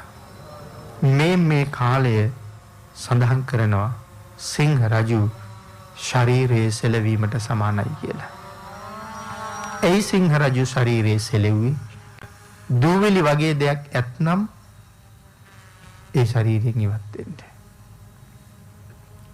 මෙතෙක් කාලයක් නිමක් නැති අනාදිමත් කාලයක් සංසාරි තමන් ළඟ තිබුණ කෙලෙස් දූවිලි පමණින් ඉවත් කර ඇවිල්ලා නැවත කවර කවමදාකවත් කෙලෙස් දූවිල්ලෙන් අපිරිසිදු වෙනවා තබා ස්වාභාවික වාතයෙන් විශ්වයෙන් අරගෙන එන දූවිලි පිටක්වත් ගත නොදැවටෙන තැනටම භාග්‍යතුන් වහන්සේ සියලු කෙලෙස් දුරු කළා. එවන් ශරීර ධාතුවක් ඇති වුණා. එමනම් සිංහ රජු දූවිලි ඉවත් කළා වගේ මහබෝසතාණන් වහන්සේ කෙලෙස් දූවිලි නැත්තටම නැති කරලා දැම්මා. සිංහ රජු සතර දිසාව බැලීම සමාන වෙන්නේ කුමන කාරණාවකටද? සිංහ රජු සතර දිසාව බලනවා. සත්වයන්ට අනුකම්පාව පිණිස. ඒක කොහොමද මහබෝසතාණන් වහන්සේට සමාන වෙන්නේ? සම්මා සම්බුද්ධත්වයෙන් පස්සේ තපස්සු බල්ලුක කියන වෙළඳ දෙබෑයෝ දෙන්නගේ මේ පිඬු දාණය වළඳලා විලද මේ පිඬු සහිත විලඳ දානය. තපස්සෝ බල්ලුක කියන මේ දෙන්න වෙලෙන්තු දෙන්නේ. මහබෝසතාණන් වහන්සේ ලෞතර බුදු බව ලබාගෙන වැඩ ඉන්න තැනින් තමයි මේ දෙන්න වෙලඳාම යන්නේ. මේ වෙලාවේ වැඩ ඉන්න තැන. නමුත් සඳහන් කරනවා භාග්‍යතුන් වහන්සේ වැඩ ඉන්න තැනට මේ රත ගමන් කරනකොට ඒ රත එතන එරෙනවා. වතුර නැහැ, වැස්ස නැහැ. නමුත් රත ටික එරෙනවා. මෙහෙම තැනක ඉරුණි කොහොමද? වටපිට බැලුවා. ඒ වෙලාවේ කෙනෙක් කතා කරලා කියනවා උඹලගේ රත නිකම්ම එරුණ නෙමෙයි. උඹලගේ රත මමයි එරෙන්න සැලැස්සුවේ. මෙතන උඹලා නවත්තන්න ඕන නිසා. ඔබ කවුද කියලා ඇහුවා. මං වෙන කවුරුවත් නෙමෙයි. මං උඹලගේම නෑයෙක්. මගේ ඥාතීන්ට අනුකම්පා කරලා මහ පූජාවක් කරවන්නයි උඹලා මෙතන නතර කළේ. ඒ උඹලා දන්නේ නැද්ද? ලෞතර බුදුබව වෙනුවෙන් පාරමිතා පුරපු සිද්ධාර්ථ මහ බෝසතාණන් වහන්සේ ලෞතර බුද්ධත්වයේ සාක්ෂාත් කරගෙන මෙතන වැඩ ඉන්නවා. මේ ලෝකේ දෙවියෙක් බ්‍රහ්මෙක් කවුරුවත් තාම උන්වහන්සේට දන් වේලක් දුන්නේ නැහැ. බුදු වෙච්ච අලුත්ම බුදුරජාණන් වහන්සේට පළවෙනි දානීය පූජා කරපල්ලා කියලා කිව්වා. ඒකටයි මේ නතර කරගත්තේ. විලඳ මේ පිටුත් අරගෙන ළඟ තිබුණ දේවල් හද පිරිසතුටින් බුදුරජාණන් වහන්සේ ගාවට ගියාට ආහාර පූජා කරන්න පාත්‍රයක් නැහැ. සඳහන් කරනවා නිගණ්ඨයන්සේ අතට පිළිගන්න ස්වභාවයක් බුදුවරුන්ගේ නැහැ කියලා. ඒක දැකපු සතරවරන් දෙවිවරු ඉන්ද්‍රනීලමය මාණික්‍ය පාත්‍ර 4ක් බුදුරජාණන් වහන්සේට ගෙනල්ලා පිළිගන්නවා. මණික් පාත්‍රේ පිළිගන්නේ නැහැ කියලා සඳහන් කරනවා. ඒක දැනගත්ත දෙවියෝ මුක්ක වර්ණ ශෛල පාත්‍ර 4ක් බුදුරජාණන් වහන්සේට පිළිගන්නවා. මුක්ක වර්ණයි කියලා කියන්නේ මුං ඇටවල පාටයි කියලා සඳහන් කරනවා. පාත්‍ර 4ක් පිළිගන්නවා. නමුත් 4ක් පළක් නැහැ. එකක් පිළිගත්තොත් අනිත් 3 දෙනාට දුක හිතෙන්න පුළුවන්. පාත්‍ර 4ම පිළියරන් එක උඩ තියලා අදිෂ්ඨාන කරාම පාත්‍ර 4 එකක් බවට පත් වුණා. භාග්‍යතුන් වහන්සේගේ පාත්‍ර ධාතුවේ කට ළඟ ඉරි 4ක් තිබුණා කියලා කියනවා. එයින් කියාපාන්නේ මේ පාත්‍ර 4ම මෙතන තියෙනවා කියන එකයි. ඒ පාත්‍රයට වෙළඳ දෙබෑයෝ මේ පිටු සහ විලඳ පූජා කළා. ඒක ආශ්චර්යමත් දානයක්. සුජාතාවගේ දානයත් එහෙමයි. ඒක මේ ශාසනයේ සුවිශේෂී දානයක්. මහබෝසතාණන් වහන්සේටත් ලෞතර බුදුරජාණන් වහන්සේටත් සුජාතාව එකවර දන් දුන්නා. එවන් දානයක් මේ ලෝකෙ වෙන කාටවත් අය දෙන්න පුළුවන් කමක් නැහැ. ඒ වගේම ඊට සමාන දානයක් චුන්ද කර්මාර පුත්‍රයාගේ දානය එවන් දානයකුත් මේ ලෝකෙ වෙන කාටවත් අය දෙන්න පුළුවන් කමක් නැහැ. තපස්සු බල්ලෝකයන්ගේ දානයත් මහත් ආනුභාව සහිත ආනිසංස ලැබෙන දානයක්. මේ වෙළඳ දෙබෑයෝ දෙන්නම පස්සේ කාලේ රහත් වෙනවා. ඉතින් මහ බෝසතාණන් වහන්සේ මේ පිඬු දානේ වළඳලා අජපල් නුගරුකමයි මුලමයි වැඩ ඉන්නේ. අදිෂ්ඨාන කරනවා අවබෝධ කරගත්ත ධර්මය කාටද දේශනා කරන්නේ? නැවත හිතෙනවා රාගයෙන් රත් වෙච්ච, ද්වේෂයෙන් මත් වෙච්ච, මෝහයෙන් මුලා වෙච්ච මේ මිනිස්සුන්ට මා අවබෝධ කරගත්ත මේ විශ්වයේ ගැඹුරු යථාර්ථයේ තේරුම් ගන්න පුළුවන් වෙයිද? දහම් දේශනා කිරීම මා වෙහෙසටපත් වීමක් විතරක් වෙයිද? ආන්ගේම හිතනවත් එක්කම 10000ක් සක්වලේ දිව්‍ය ලෝක, බ්‍රහ්ම ලෝක, කැළඹුණා කියලා සඳහන් කරනවා. අපි ඉවරයි කියලා දෙවියෝ හඬා වැළපුණා කියලා සඳහන් කරනවා. බුදුරජාණන් වහන්සේ ධම්ම දේශනා කළේ නැත්තම් අපි ඉවරයි කියලා. ඒ නිසාම තමයි මහ බඹු බුදුරජාණන් වහන්සේ ළඟට ඇවිල්ලා දන මඩල බිම තියලා දෝත නලල මත තියලා ආරාධනා කරන්නේ දේසීතු භගවා ධම්මං දේසීතු සුගතෝ ධම්මං භාග්‍යතුන් වහන්සේ ධර්මයේ දේශනා කරනසේක්වා සුගතයන් වහන්සේ ධර්මයේ දේශනා කරනසේක්වා මෙවන් ගැඹුරු වූ ධමයක් නමුත් අවබෝධ කරගන්න තේරුම් ගන්න පුළුවන් අය ඉන්නවා ස්වාමීනි කියලා. නමුත් මහ බඹු ආරාධනා කරන්න කලින් ලෞතර බුදුරජාණන් වහන්සේ ධම්ම දේශනා කරන්න තීරණය කරලා ඉවරයි. සඳහන් කරනවා සියලුම බුදුරජාණන් වහන්සේලාට ඇති වෙන මැලි බවක් මේක කියලා. නමුත් මේ මැලි බව ඇති වෙනව විතරයි ධර්මය අවබෝධ කරන්න පුළුවන් අය ඉන්න බව දැනගෙන ඒ මොහොතේම ධම්ම දේශනා කරන්න තීරණය කරනවා. අපාරුතාතේ සං අමතස්සෝදාරා මහ බඹුනි අමාදොර ඇරියා සදහැත්තු සදහැ මුදත්වා කියලා දේශනා කළා.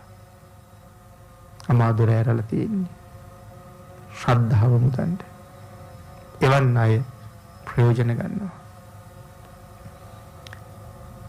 භාග්‍යතුන් වහන්සේ මේ විදිහට දේශනා කරලා ඊළඟට කාටද ධර්මයේ දේශනා කරන්නේ? මුලින්ම කාට දේශනා කරන්නද කියන කාරණාව කල්පනා කරනවා. ඒක තමයි සිංහ රජු ගොදුරු සොයාගෙන යෑම හා සමාන කාරණාව. දැන් ධර්මය අවබෝධ කරගත්තා. සියල්ලද ප්‍රතිවේද කරගත්තා. විශ්වයේ සියල්ලම දැනගෙන ඉවරයි. ලෞතර බුදුරජාණන් වහන්සේ නොදන්න දෙයක් නෑ. භාග්‍යතුන් වහන්සේගේ ඥාන සාගරයේ කොපමණද? විශ්වයේ පමණයි. විශ්වයේ කොපමණද? භාග්‍යතුන් වහන්සේගේ ඥානයේ පමණයි. මේ ලෝකේ අහවල් දේ නොදන්නවා කියලා දෙයක් භාග්‍යතුන් වහන්සේට නෑ. නමුත් ඉස්සරළම දහම් දේශන්නේ කාටද? ඒ නිසා අදිෂ්ඨාන කළා. මෙනෙහි කළා. කාටද දහම් දේශනා කරන්නේ? මුලින්ම කල්පනා කළා ආලාර කාලා මාදී ඍෂිවරු. දැන් ඒගොල්ලෝ කවුරුවත් නැහැ. එහෙමනම් දුෂ්කර ක්‍රියා කරන සමයේ උන්වහන්සේ ළඟින් හිටපු උන්වහන්සේට උපස්ථාන කළ පංච වග්ගීය භික්ෂුන් වහන්සේලා බරණැස ඉසිපතනාරාමේ වැඩ ඉන්නවා. මේ වෙලාවේ භාග්‍යතුන් වහන්සේ වැඩ ඉන්න තැන ඉඳලා යොදුන් 18ක් දුරයි. ඔවුන් සොයාගෙන යා යුතුයි කියලා තීරණය කළා. පාත්‍ර සිවුරු අරගත්තා. භාග්‍යතුන් වහන්සේ ගමන් ආරම්භ කළා. දහම් දේශනා කරන්න පස්වග මහණු ඉන්න තැනට. මේ තමයි සිංහ රජු ගොදුරු සොයාගෙන යෑම. ඔවුන්ගේ මාන බිඳලා තමන් වහන්සේ ලෞතර බුද්ධත්වයට පත්වෙච්ච බව ප්‍රත්‍යක්ෂ කරවලා ඇසලපුර පසළොස්වක පොහොය දවසේ බාහසකල දෙවියන් බඹුන් අතුරු සිදුරු නැතුව අහස වහගෙන ඉන්න වෙලාවේ මනුස්ස ලෝකේ 5 දෙනෙක් බුදුරජාණන් වහන්සේ පිරිවරාගෙන ධර්ම ශ්‍රවණය කරන්න වාඩි වෙලා ඉන්න වෙලාවේ ලෞතර බුදුරජාණන් වහන්සේ අමාදුර විවර කළා.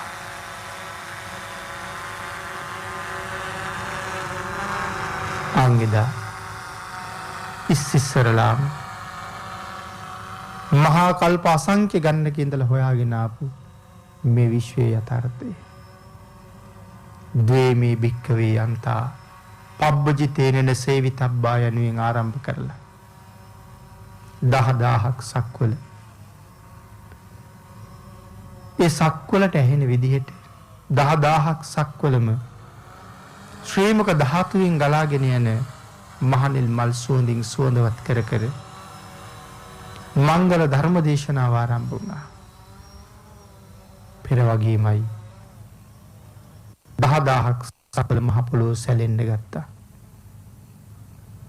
මහා සාගරයේ මధుර රස වුණා. සාගරයේ පුරා නෙළුම් පිපෙන්න ගත්තා. හැම ගහකම මුල් වල වෙනම, කඳන් වල වෙනම, අතු වල වෙනම මල් පිපෙන්න ගත්තා. මල් පිපෙන ගස් සියල්ලක් මලින් බර වුණා. පළ දරන ගස් සියල්ලක් පළ වලින් බර වුණා. ලෝක ධාතුව මල් වරුසා වලින් නැහෙන්න පටන් ගත්තා. මහ බෝසතාණන් වහන්සේ ලෞතර බුදුරජාණන් වහන්සේ අමාදුර විවර කරලා ධර්මදේශනාව 10000ක් සක්වල පුරාම පැතිරලා යනවා. සඳහන් කරනවා සිංහ රජු සිංහනාද කිරීම කොහොමද? ආන්ගේ සිංහනාද කිරීමට සමානයි ලෞතර බුදුරජාණන් වහන්සේ ධර්ම දේශනා කිරීම. හැබැයි කේසර සිංහයා නාද කරනකොට යොදුන් 3ක් ඈතට ඇහෙනවා. සඳහන් කරනවා ශාක්‍ය සිංහ රාජයා ගර්ජනා කරනකොට යටින් අවීචියේ ඉඳලා උඩින් බවාග්‍රය දක්වා ඇහෙනවා කියලා. සිංහ රජුගේ සිංහනාදය ශාක්‍ය සිංහ රජුගේ සිංහනාදයත් මේ විදිහට උපමා කරලා දේශනා කළා. සිංහ රජු යදුන් 3ක් ඇහෙන්න හඬ පවත්වනවා. ලෞතර බුදුරජාණන් වහන්සේ දේශනාව පටන් ගත්තාම අවීචිය දක්වා ඉඳලා බවාග්‍රය දක්වාම ඇහෙනවා. ඊළඟට දේශනා කළා පින්නතුනි සිංහ රජු තමන්ගේ හඬින් සියලු ප්‍රාණීන් බීතියටපත් කළා. ලෞතර බුදුරජාණන් වහන්සේගේ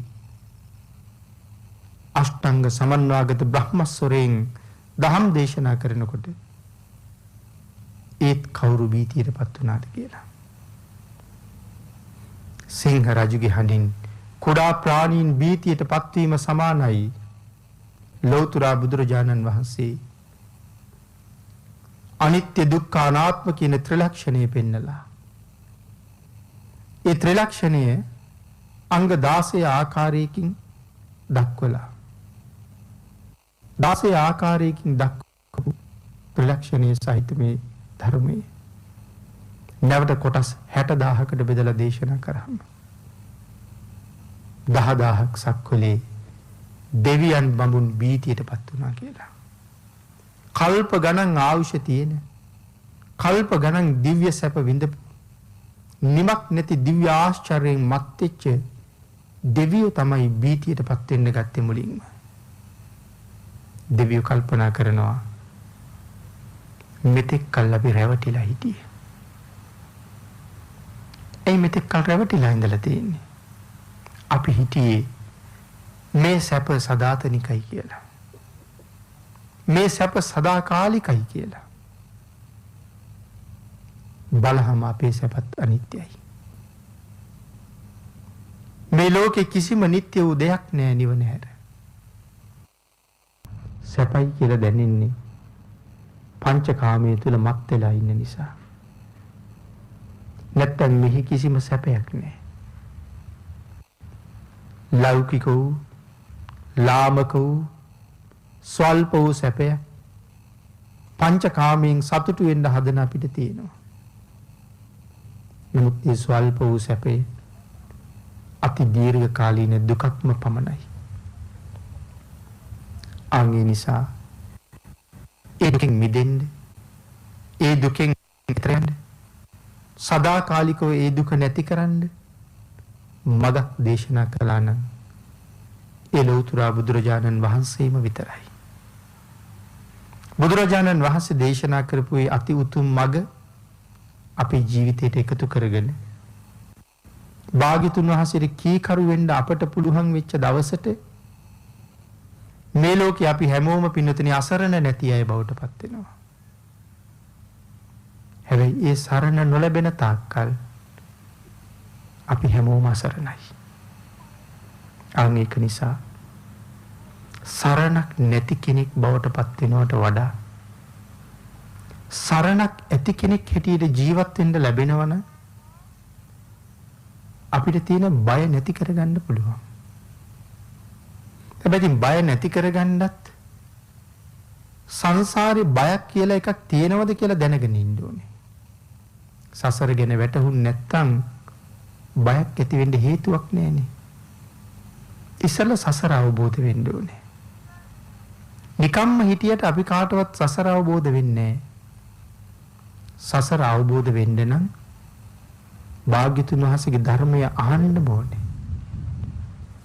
ඒ ධර්මයේ ශ්‍රවණය කළේ නැත්නම් මේ සංසාරයෙන් එතර වෙන්න ලැබෙන්නේම නැහැ.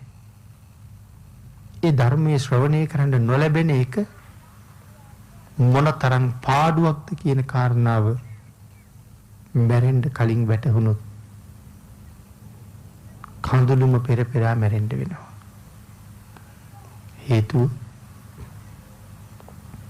හේතුව හොඳටම පැහැදිලි වෙන තැන තමයි දේවදත්තයන් වහන්සේගේ ජීවිතය. මහා කල්ප අසංඛ්‍ය ගානක් පාරමිතා පුරාපු උතුමේ. නමුත් නොමගින් බුදු වෙන්න තණ්හාවක් තිබුණා. අජාසත් කුමාරයා මෙහෙයවලා තාත්තා මරලා රජකම අරගන්න කිව්වා. දේවදත්තයන් වහන්සේගේ අදහස තිබුණේ භාග්‍යතුන් වහන්සේ නැති කරලා මම බුදු වෙන්නම් කියලා. තාත්තා මරලා පුතාට රජ වෙන්න පුළුවන්. නමුත් මේ මහා කල්ප අසංඛ්‍ය ගානක් පාරමිතා පුරපු කෙනෙකුට වැටහුනේ නැහැ ලෞතුරා බුදු වෙන්න පාරමිතා පුරන්න ඕන කියලා.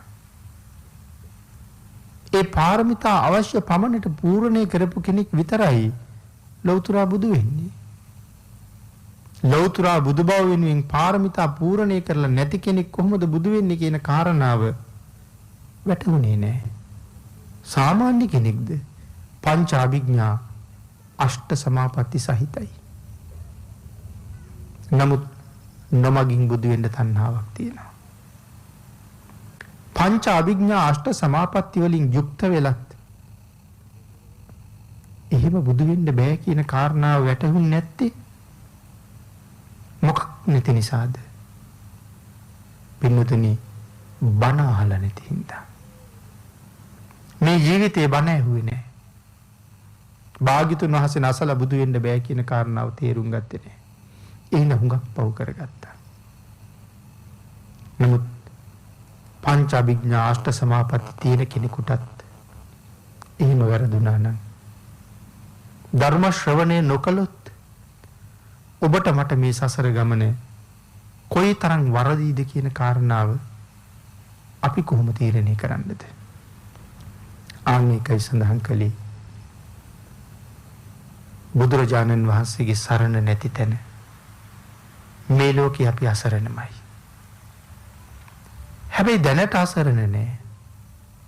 අපිට තියෙන එක සරණක් නෙමෙයි. අපිට තියෙනවා තුන් සරණක්ම. හැබැයි තුන් සරණක්ම තිබිලත් ඒ සරණ ජීවිතයට ළඟා කරගත්තේ නැත්නම් මොනතරම් අසරණද කියන කාරණාව අපිට තේරෙන්නේවත් නැහැ. අන් ඒ නිසා නිරයෙන් නිරයට, තිරිසන් ලෝකෙන් තිරිසන් ලෝකෙට, പ്രേත ලෝකෙන් අසුර ලෝකෙට, අසුර ලෝකෙන් නිරයට මේ සංසාර චාරිකාවේ කවද නිමක් හොයන්න පුළුවන් වෙයිද කියන කාරණාව කවදාවත් වැටහෙන්නේ නැහැ. පෙර බොහොම පින් කරලා අතීත කුසල් බොහෝසේ වියදම් කරලා සම්මා දිට්ඨික මනුස්ස ජීවිතයක් බුද්ධාන්තරයක් තුල අරගෙන වාසනාවන්තම මනුස්ස ජීවිතයක උරුමය හොයාගත්ත අපි ඒ ජීවිතයට මනාව වූ සාධාරණයක් නොකළොත් එහි පාඩුව මටම මිස තවත් කෙනෙකුට නෙවෙයි. අන් ඒ නිසා සසර දුක ගැන භාග්‍යතුන් වහන්සේ ඕන තරම් දේශනා කළා. මුළු ජීවිත කාලයම ධර්ම දේශනා කරපු කාලේ බුද්ධත්වයෙන් පස්සේ මේ සියලු සත්වයන් අනාදිමත් කාලයක් සසර විඳින දුකින් ඈතර කරන්න අප්‍රමාණ වෙහෙසක් අරගත්තා. ආයු කාලයේ ඊටම කෙටි වුණත් තවත් බොහෝ කාලයක් සත්වයාට සංසාරයෙන් ඈතර යන්න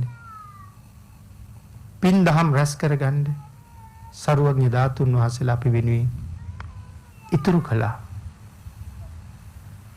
ඒ සියල්ලම ඉතුරු කළේ අපිට අනුකම්පාව පිණිස. උන්වහන්සේගේ පාරමිතාවට උපකාර කරපු අයට කළ ගුණ සැලකීම පිණිස. ජීවමාන රූපකයෙන් නොදැක්කත් බුදුරජාණන් වහන්සේ එදා ඔබ මම සියලු දෙනාම දැක්කා. මට ඊළඟට ඇති වෙන සිතුවිල්ල මම නොදන්නවා වුණාට මට ඊළඟට ඇති වෙන සිතුවිල්ලත් උන්වහන්සේ දන්නවා. මේ සංසාරේ කොච්චර කල් එනවද මම කියන කෙනා නිවන් දකින්නේ කවද්ද කියන කාරණාවත් දන්නවා.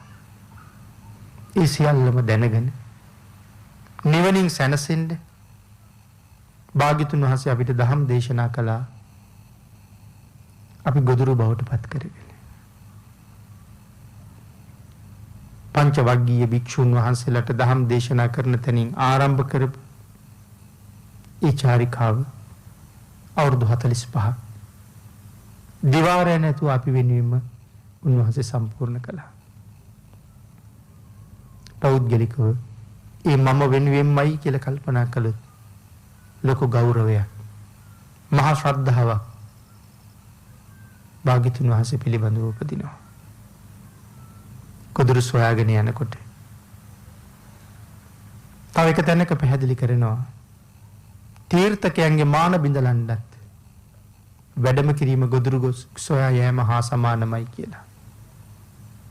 හැබැයි භාග්‍යතුන් වහන්සේ තමන් වහන්සේත් එක්ක වාද කරන්න සූදානම් වෙන තීර්ථකයෙක් ඒ තීර්ථකයා ගාවට වැඩම කරාම කිසිම තීර්ථකයෙකුට කට උත්තරවත් නැහැ කියලා සඳහන් කරන්නේ. බීතියෙන් බීතියටපත් වෙලා භාග්‍යතුන් වහන්සේ ළඟ දමණය වෙලා අනි ස්වාමීනි මටත් ශාසනයේ පැවිද්ද දෙන්න කියලා ඉල්ලන තැනට එනකම් වෙනවා. ඒ ශාසනින් පැවිද්ද ඉල්ලගෙන ඒ ශාසනය තුල සිව්වණක් පිරිසට ඇතුල් වෙන්න අවසරය ඉල්ලගෙන භාග්‍යතුන් වහන්සේ කැමති වෙන විදිහට භාග්‍යතුන් වහන්සේ සතුටු වෙන විදිහට කීකරු ශ්‍රාවකෙක් හැටියට සරණ ලබාගෙන රැකවරණයක් අරගෙන සතර අපායෙන් මිදිලා සංසාරේ කෙරවල කරන්න තව තව ගුණ පුරන්න බුදුරජාණන් වහන්සේ අපිට හැම වෙලාවෙම මඟ පෙන්වනවා. එමනම් සීහ සූත්‍ර දේශනාවෙන් ඒ මහත් වූ ගුණ සහිත සම්මා සම්බුදුරජාණන් වහන්සේගේ මහේසාක්‍ය බවත් මහා ඍද්ධි සම්පන්න බවත්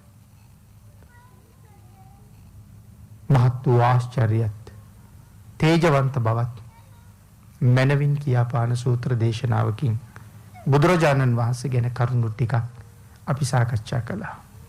නමුත් සූත්‍රයේ නිමාවම නෙමෙයි මේ අංගුත්තර නිකායේ චතුක්ක නිපාතයේ තියෙන කොටස විතරයි. පංචක නිපාතයේ දසක නිපාතයේ මේ කරුණ මීට වඩා භාවනාවත් එක්ක ගැඹුරින් පැහැදිලි කරලා තියෙනවා. නමුත් චතුක්ක නිපාතේ කොටසින් භාග්‍යතුන් වහන්සේ ගැන අවබෝධ කරගන්න අපිට මහත් උපකාරයක් ලැබුණා.